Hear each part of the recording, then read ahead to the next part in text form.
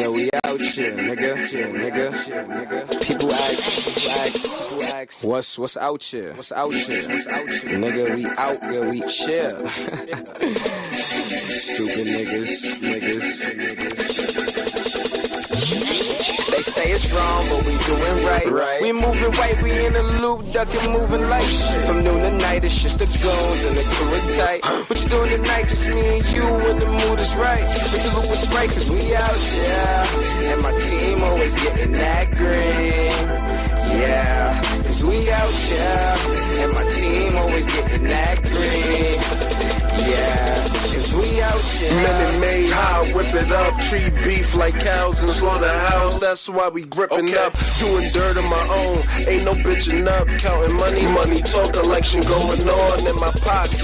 Stunting when I buy the bar. Change with Ted Dawson. He brushed me wrong. I have him slipping, grazing in the grass. She got an all you body easy slipping when I smash. She wanna feel the fire. Peebo Bryson. I tell her Jula pick up the pieces on this average white band. I see mixed brown dope. It ain't 10. Damn, what he talking about? Money a Muslim before they come and chalk him out. That's what my talk be about. You ain't feeling what I'm saying, ma. Get out the car and walk it out. You saving me gas, me money, and not wasting my fucking time. Can't you see I'm on my fucking grind? Pretending like they not, but they are. So tell them get off mine. They say it's wrong, but we doing right. We moving right, we in the loop, ducking, moving like shit. From noon to night, it's just the goons and the crew is tight. What you doing tonight? Just me and you, when the mood is right. It's a loop with Sprite, cause we out, yeah. And my team always getting that green, yeah. Cause we out, yeah. And my team always getting that green, yeah. Cause we out, yeah. We out here, yeah. We ain't the vicious type, but we got plenty toys, nigga, like we sponsor Fisher Price. My bars and my voice get your sister hype, and I stay in the that kitchen. School probably didn't teach you. Part 1. Famous poet Edgar Allan Poe married his 13-year-old step-cousin at the age of 27. What are you doing, Step Poe? There is a legal pee-pee size in Iceland, and this comes from the Middle Ages where a man and a woman got married, and on their wedding night, the woman was so disappointed with how small it was that she took him back to the church to get a divorce. And because of her, a law was made that requires you to be 3 inches to get married. During times of war, some armies would wipe their poop on their weapons so that when they stab their enemies, they get that extra poison damage. There are many letters between Benjamin Franklin and various women that suggest that he might have had a fart fetish. The person who wrote Frankenstein lost her virginity on the top of her mother's grave. Great writer, but terrible funeral manners. You guys want to hear something crazy? Listen to what Prince Harry said on this interview. I'm going to roll the clip right now. My mother was chased to her death while she was in a relationship with someone that wasn't white. And now look what's happened. You want to talk about history repeating itself? They're not going to stop until she dies.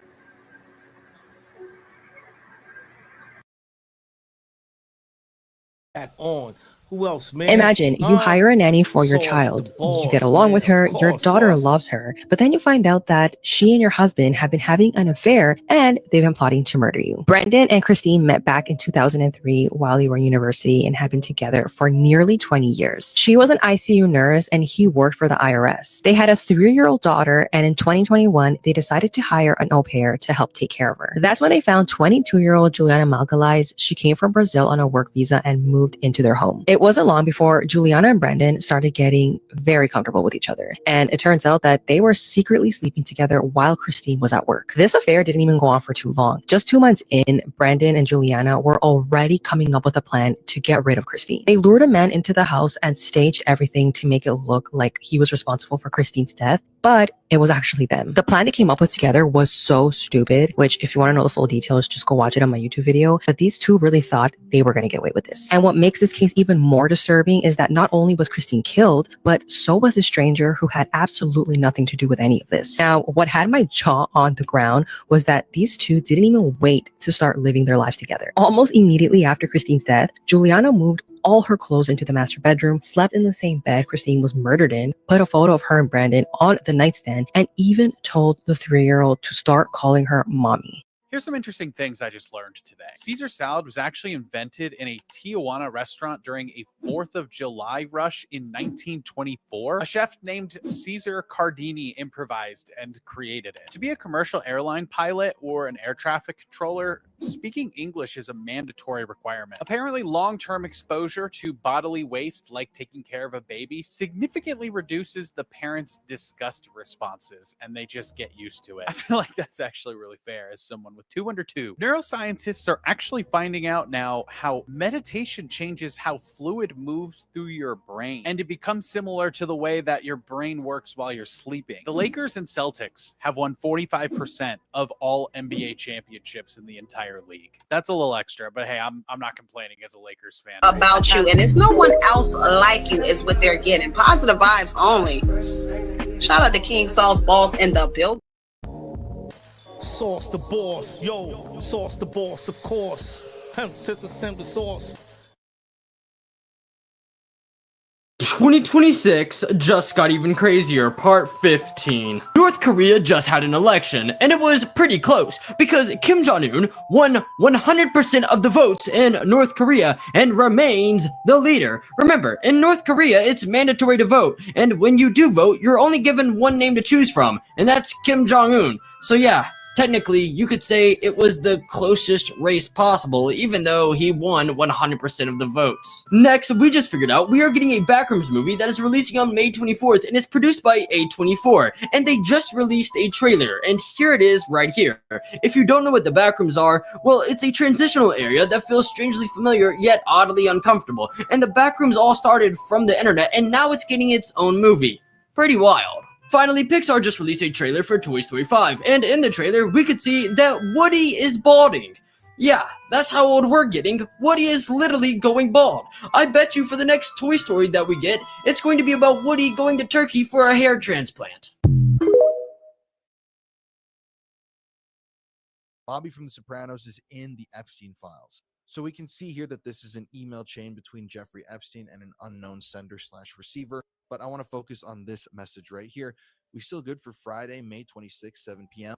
Have a few great comics, Gilbert, Alan Harvey, and Robert Wool. You'll love these guys. And I'll call Colin Quinn if you want. Chris Rock is touring, and you said you didn't want Louis Black. I think we have a good small group. Steve Sharippa from The Sopranos would have been great, but he's out of town. So Steve is the guy who played Bobby on The Sopranos. Obviously, if you've watched the show, you know that he's an incredibly important character. But I found it very interesting that he almost dined with Jeffrey Epstein, one of the most infamous predators of all time. Interestingly, and I wanted to point this out, in the same email chain, they also talk about some other things. Like here, they say they have to check in again with Woody, which I believe is a reference once again to Woody Allen, the alleged pedophile film director. And they even state here, whatever works. In any event, I'd love you to meet my new girlfriend. We are flying in with the CEO of Skechers and have plans to eat all over the place. You're always welcome to join us for pizza. So this whole email exchange to me reveals a lot. You've got all these famous comics, like I'm assuming Gilbert Gottfried and Steve Sharippa from The Sopranos, even people like the CEO of Skechers. And this is so casual. This guy, whoever this is emailing Epstein saying, hey, we're flying in with the CEO. You want to get dinner with all these comics and then maybe have a dinner with this famous predator film director, Woody Allen, afterwards. It shows that these things were so casual and that the power intermingled within these groups and was just kind of there at all times. Now, thankfully, that was the only mention of Steve/Bobby in the Epstein files that I could find. And I don't believe that he actually ever made it to dinner with Epstein, but I'm sure he looks back at it now and is Dirty facts about history that school probably didn't teach you. Part 20. Before she married Ronald, Nancy Reagan was known around Hollywood for her oral abilities, therefore making her a certified throat goat. Queen Victoria really loved doing the deed with her husband, Prince Albert. Like, really loved doing it. To the point where it was audible through doors and walls several times daily. After the Founding Fathers signed the Declaration of Independence, they went frat boy mode and racked up a pretty impressive bar tab. A bottle of whiskey, 2 bottles of wine, and 7 to 10 beers per Founding Father. George Washington in particular was known as the 3-bottle man, meaning he could drink 3 entire fifths of whiskey without blacking out. The guy who invented sea monkeys was a white supremacist, so if you ever bought this bullshit, you indirectly contributed to the Klan. You have no idea. Do you know who these two are? Comment below if you think you know, but don't cheat. I'm gonna answer in 3, 2, 1. They erased the mother of the Bible, and with her, they erased the truth. Her name was Asherah, and this is Yahweh. She was called the Queen of Heaven. She stood beside El in the oldest text, the father of the gods. Later, when Yahweh rose in Israelite tradition, she didn't vanish, she came with him. Kuntalit Ajrud proves this. This is concept art based on what was found there. Yahweh and his Asherah. But as prophets demanded purity, they tore down her shrines. They banned her name. They rewrote her out of history. Still, she remains in ancient texts and hidden temples in the divine DNA of the Abrahamic Bible. You were told to worship the Father, but the Mother was there all along. And by forgetting her, they rewrote the entire story. If you want to meet the true gods behind your faith, you need to read World War Gods, the biography of Yahweh. It is going to blow your mind. The beginning, most of it is a very rich edutainment narrative to help you understand what's going on. But if you want the straight facts, go toward the back and get the biography of Yahweh. This is abstract history. Instead of making the assumption that mainstream historians make, which that the gods are fake and fictional, this one makes not just an assumption, but it proves logically it is the correct assumption that all the gods are real. I love you all. Peace. The free audiobook is in a link at the top of the page.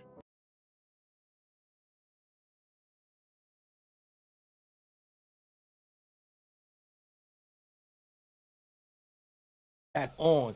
Who else, man? Huh? This video loses color every single frame.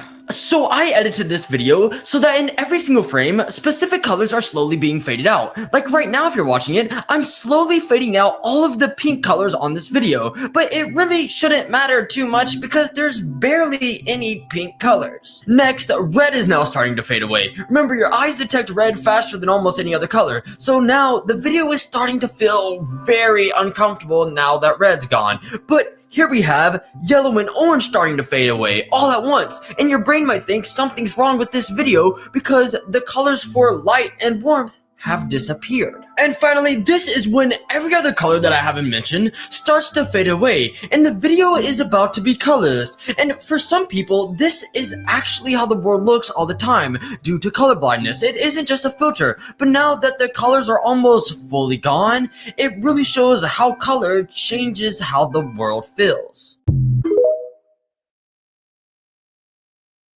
Bill Cosby is in the Epstein files and we need to talk about it. So about a week ago, I was making a video for my channel and I decided on camera to type Bill Cosby's name into the Epstein files database. And I was absolutely shocked by what I found.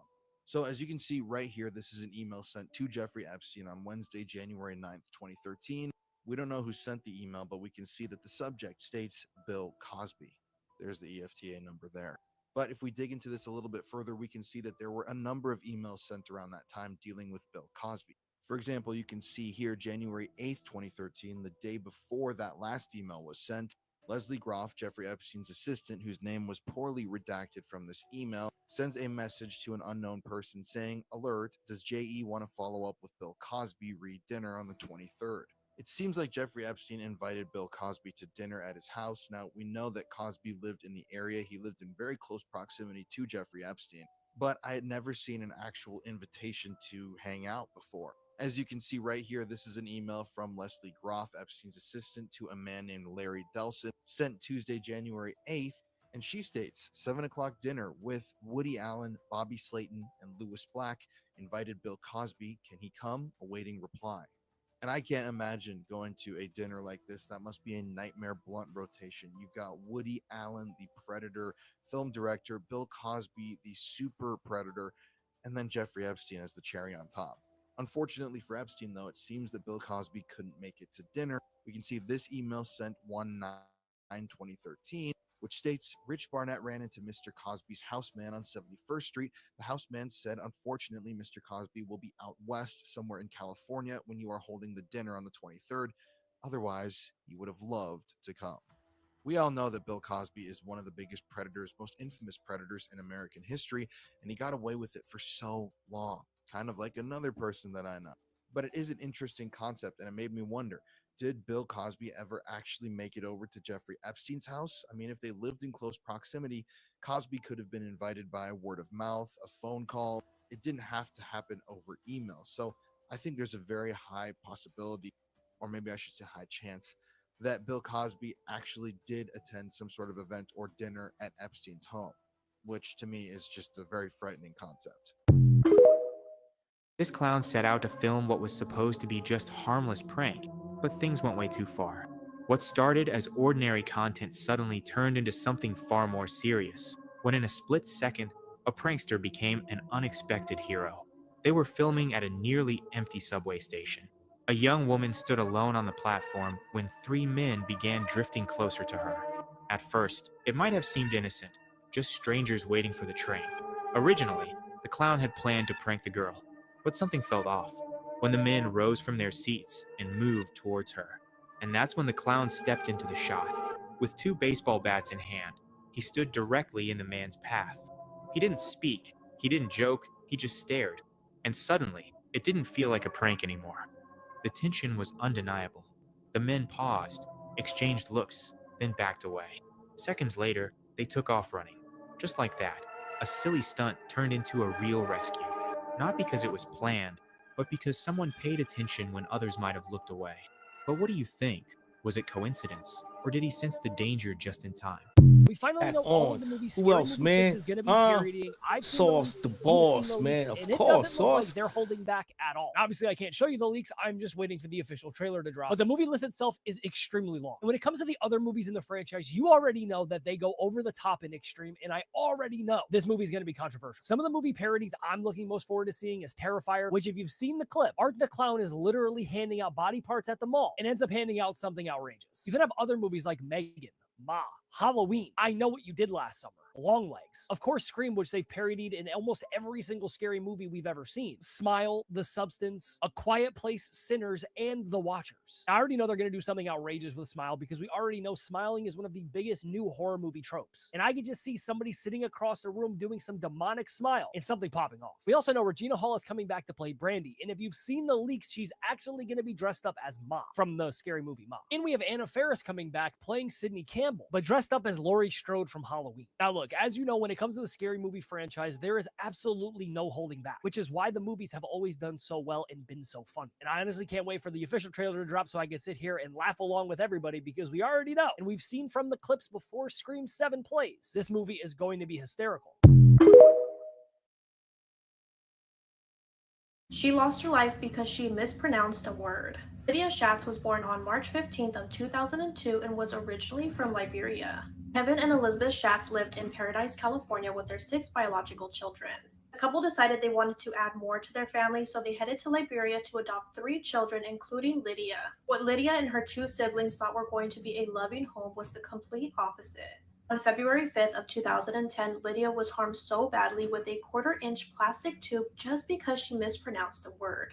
Kevin and Elizabeth held down Lydia for 9 hours and harmed her so badly on her back that it caused severe tissue damage, and that following day, she passed away. Lydia's 11-year-old sister Zariah was also harmed by Kevin and Elizabeth because allegedly she was a bad influence and a liar. She was hospitalized and in critical condition, but thankfully she survived. When Kevin and Elizabeth were being questioned, they stated that they used child discipline teachings used by fundamentalist Christian organizations. Investigators discovered that Kevin and Elizabeth were also doing this to their biological children and were even teaching their oldest daughter to join in on doing this to her siblings. In court, Kevin was found guilty and sentenced to a minimum of 22 years, and Elizabeth was also found guilty and sentenced to 13 years in prison.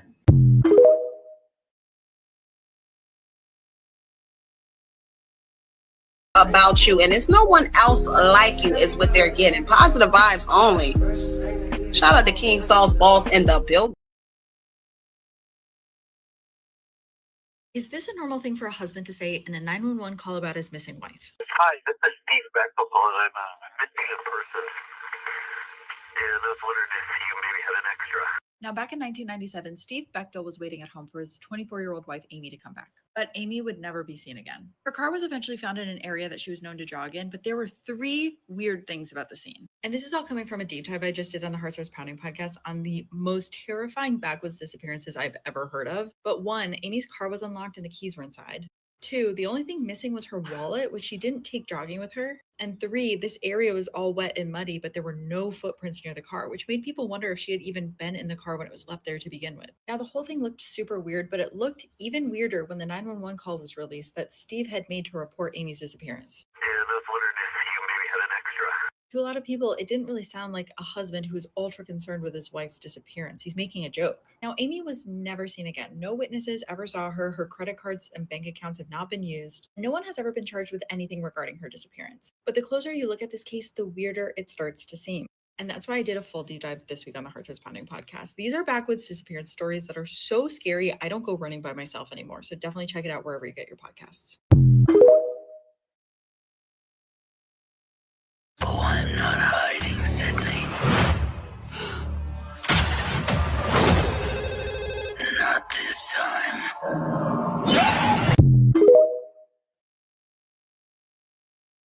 He ate his girlfriend for dinner and then wrote poetry about the situation. 40-year-old Jose Luis Galva Zepeda was from Mexico City, and on the surface he seemed quiet, intelligent, and artistic. He wrote poetry, spoke about love, and he desperately wanted to be recognized as a serious writer, but behind closed doors, something darker was happening.